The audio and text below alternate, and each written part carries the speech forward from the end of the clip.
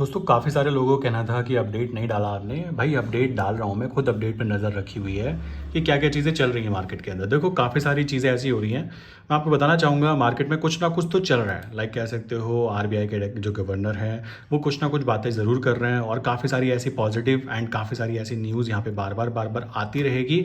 हमें अभी वेट करना है। मेरे हिसाब से अप्रोक्स 10 तारीख तक की बात करें, 10 या 12 तारीख तक भी, तो भी अगर काफ़ी सारी चीज़ें यहाँ पे ऐड हो जाती है। अब जैसे आरबीआई के जो गवर्नर हैं उनका कहना है कि रूल तो पहले से था वगैरह वगैरह, बट यहाँ पे जो प्रॉब्लम्स निकल के आ रही है इसके लिए कुछ सॉल्यूशन ज़रूर लाया जाएगा, और एक फेयर कह सकते हो डील दी जाएगी किसको, लाइक जो हमारे रिटेल ट्रेडर हैं। अब ये सारी बातें करना तो इट्स गुड, बहुत अच्छी बात है, बातें बहुत अच्छी हो रही हैं, बट इसको इंप्लीमेंट कैसे किया जाएगा, क्या क्या चीज़ें रहने वाली है, उसके बारे में समझना काफ़ी ज़्यादा ज़रूरी हो जाएगा। और मैं तो आपको बोलना चाहूँगा, जितने भी लोग ये चीज़ देख रहे हैं ना, जितने भी चीज़ लाइक लोग इन चीज़ को एनालाइज कर रहे हैं कि क्या होगा, बार बार क्या होगा करने से अच्छा है, क्योंकि यहाँ पे न्यूज़ आती रहेंगी। आई नो वेरी वेल कि बार बार न्यूज़ आती रहेंगी। आप यहाँ पे बार बार सर्च करोगे ना तो 2 घंटे बाद न्यूज़ आई, 3 घंटे बाद न्यूज़ आई, ये चीज़ें चलती रहेंगी। और अभी ये कब तक चलती रहेंगी, जब तक कि कन्फ्यूजन पूरी तरह दूर ना हो जाए।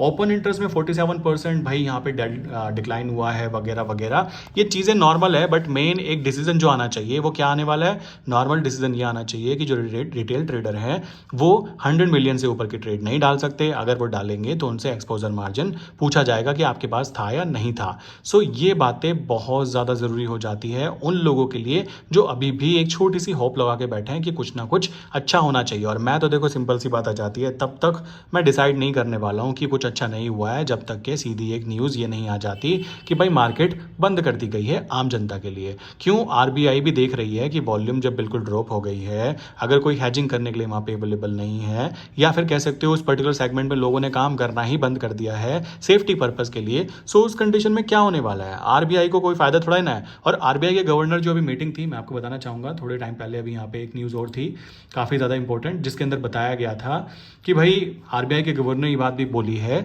कि वो चाहते हैं कि जो लाइक रिटेल ट्रेडर हैं उनके साथ में एक फेयर डिसीजन लिया जाए, एक कह सकते हो एक डील बोल सकते हो, एक फेयर यहाँ पे चीज़ें की जाए। सो उस कंडीशन में मेरे हिसाब से अभी की बात करें तो अभी ये चीज़ें चल रही होंगी डिस्कशन कि क्या करना चाहिए और क्या नहीं करना चाहिए, कौन से डिसीजन हमने गलत लिए या कौन से डिसीजन को हम लोगों को वेट कराना चाहिए। क्योंकि अभी तक के देखा जाए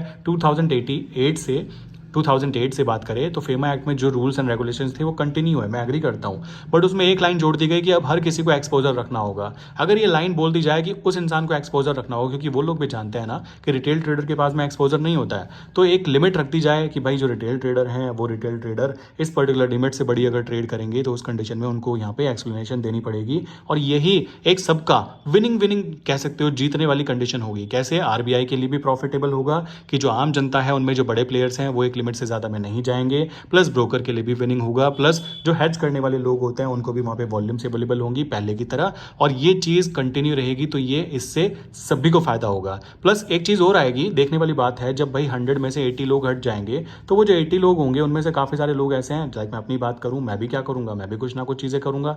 अब बात आ जाती है कुछ लोग ऐसे भी हैं जो 10-10 साल से काम कर रहे हैं, 12-12 साल से काम कर रहे हैं, वो लोग क्या करेंगे, अपनी स्किल्स को लेकर कहाँ जाने वाले हैं, फिर वो लाइक इंटरनेशनल ब्रोकर्स जो होते हैं, क्योंकि आरबीआई के गवर्नर सर का ये भी कहना है कि भाई जो इंटरनेशनल ब्रोकर्स होते हैं इंडिया के अंदर जो इनलीगल वे में वर्क कर रहे हैं, इनलीगल वे में वर्क कर रहे हैं, उन पे भी कसना चाहिए, उन पे फोकस करना चाहिए कि वहां पे ना जाए। तो आप खुद सोचो इस डिसीजन से होने वाला क्या है। आम जनता जो काम करना सीख रही थी, आम जनता जो यहाँ पे प्रॉफिटेबल होना चालू किया था, वो जनता क्या करेगी, भाई जब तुम काम करने नहीं देना चाहते तो यहाँ भी नहीं करना चाहते, लीगल नहीं करने देना चाहते तो इनलीगल करेंगे, कॉमन सी बात आ जाती है। लोग ऐसे करेंगे, क्यों नहीं करेंगे, वो आरबीआई भी जानती है।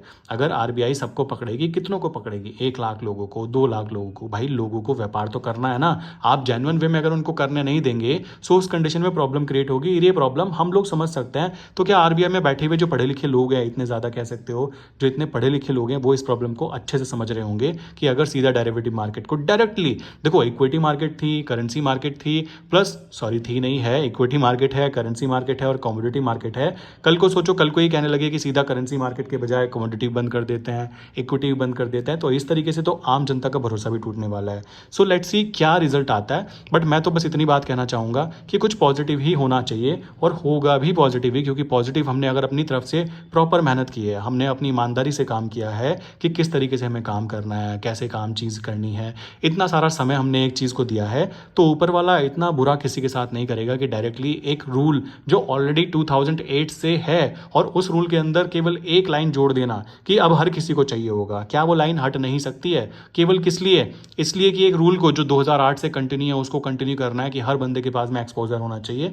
सो लेट्स सी क्या चीज़ें होती है। देखो, मैं यहाँ पे कोई डिसीजन नहीं ले रहा हूँ, ना ही मैं डिसीजन लेने की कह सकते हो कैटेगरी में काउंट होता हूँ। मैं यहाँ पे बेसिकली एक बेसिक अंडरस्टैंडिंग वाली बातें की जाए जो कि हर इंसान को समझ में आएगी, और आरबीआई के डायरेक्टर सर जो हैं, लाइक जो गवर्नर सर हैं, उनकी बात करें उनको भी अच्छे से समझ में आ रही होगी कि भाई रूल तो पहले से ही था, बट ये लाइन जोड़ देना कि अब हर किसी को चाहिए होगा, ये लाइन को आई थिंक कंटिन्यू किया जा सकता है कि भाई हर किसी को नहीं, एक लिमिट जो इस लिमिट को क्रॉस करेगा उसके लिए चाहिए होगा। तो ये बात सबसे बेस्ट काउंट होगी हर इंसान के लिए, रिटेल ट्रेडर के लिए भी जो कि इंडियन मार्केट को छोड़कर फिर फोरेक्स इंटरनेशनल मार्केट में इलीगल वे में, लाइक कह सकते हो गलत तरीके से काम करेगा, वो भी फंसेगा। कॉमन सी बात है, आरबीआई के लिए और भी ज़्यादा प्रॉब्लम क्रिएट होगी। क्यों? आरबीआई का कहना कि भाई ये क्यों कर रहे हो, बट आरबीआई को ये भी समझना होगा कि जब आप लीगल वे में काम करने ही नहीं दे रहे हो, एक ऐसा सेगमेंट जो बहुत अच्छा खासा चल रहा है जिसमें सब कुछ सही है, अगर आप उसमें काम करने ही नहीं देने चाहते हो तो उस कंडीशन में आपने अलाउ ही क्यों किया था? तो आम जनता का भरोसा टूटेगा, शेयर मार्केट की तरफ से भी और करेंसी मार्केट की तरफ से भी, प्लस सेबी की तरफ से भी, आरबीआई की तरफ से भी और ब्रोकर की तरफ से भी। मैंने अपने ब्रोकर जो बेसिकली हैं साथ में उनसे बात की, सो वो भी इस चीज़ को लेकर काफ़ी ज़्यादा लाइक कह सकते हो टेंशन में है। क्यों टेंशन में है? कि अगर ये रूल आता है तो 80% लोग बाहर ही हो जाएंगे, तो 20% लोगों को ना तो वॉल्यूम मिलेगी, ना प्रॉपर वहाँ पे वैल्यू मिलने वाली है, किस वैल्यू पे एंटर करना है, किस वैल्यू पे एग्जिट करना है। हैच करने के लिए देखा जाए तो वहाँ पे भी कॉल एंड पुट के अंदर जो ऑप्शन डाटा होता है वो डाटा पे बिल्कुल नील हो चुका है, तो उस कंडीशन में वहाँ पर भी प्रॉब्लम क्रिएट होगी। सो अभी तक भी देखा जाए, देखो ये न्यूज़ ना चलती रहेगी, मैं तो इस न्यूज़ को देखना पसंद नहीं कर रहा हूँ, ये तो क्लाइंट ने मेरे पास भेजी कि भाई जो भी है सर देखो ये वाला न्यूज़ आया, मैं एग्री करता हूँ, न्यूज़ आती रहेगी। अभी क्या है, 2 दिन के अंदर ही अंदर ये न्यूज़ आई, 4 दिन बाद फिर एक न्यूज़ आएगी कि हम कुछ कर रहे हैं, हम लोग कुछ देख रहे हैं, हम लोग ब्रोकर से पूछ रहे हैं, या जो भी चीज़ें होंगी, क्योंकि कोई भी डिसीजन डायरेक्टली एकदम ऐसे नहीं लिया जा सकता कि भाई देखो ये तो पहले से रूल था इसे बंद करो। आपको अब जाके याद आ रहा है जब लोगों ने इसके अंदर अपना फ्यूचर क्रिएट किया, आपको तब याद आ रहा है जब लोग यहाँ पे प्रॉफिटेबल होना चालू हो गए थे, आपको तब याद आ रहा है, अचानक से याद आया क्या कि भाई मुझे यहाँ पे कर देना चाहिए, ये तो पहले से रूल था। तो आरबीआई के गवर्नर साहब भी ये चीज़ समझेंगे और उनके ऑफिशियल्स भी बात समझेंगे, और इसी तरीके से कुछ ना कुछ न्यूज़ यहाँ पे चलती रहेंगी। सो बार बार सर्च करने की ज़रूरत नहीं है, डायरेक्टली 3 तारीख को देखते हैं और उससे पहले ही कोई अच्छी न्यूज़ आ जाए कि देखो भाई इससे ज़्यादा बड़ी ट्रेड करोगे ना तो आपको एक्सपोजर देना पड़ेगा। ये चीज़ हो सकती है, इसके लिए मैं हाईली बोल सकता हूँ, हाईली लाइक प्रॉफिटेबल चीज़ है सबके लिए, आम जनता के लिए भी, क्योंकि आम जनता में बहुत सारी जनता ऐसी है जो सेफ एंड सिक्योर काम करना प्रेफर करती थी और करती भी है और करना भी चाहती है। सो वो भी जानती है कि यार ये चीज़ सेफ थी, इसके अंदर क्या दिक्कत होने वाली थी, बट आप देख सकते हो यहाँ पे ये छोटी सी दिक्कत खड़ी कर दी जिसके अंदर हर बंदे को बोल दिया। सो लेट्स सी क्या होता है। मेन अभी भी देखा जाए तो हाईली प्रॉफिटेबल जो सबके लिए रहने वाला है, जो सबको खुश करने वाला है और सबके लिए कोई प्रॉब्लम ना क्रिएट हो, केवल एक लाइन की बात आ जाती है कि हर किसी को चाहिए होगा।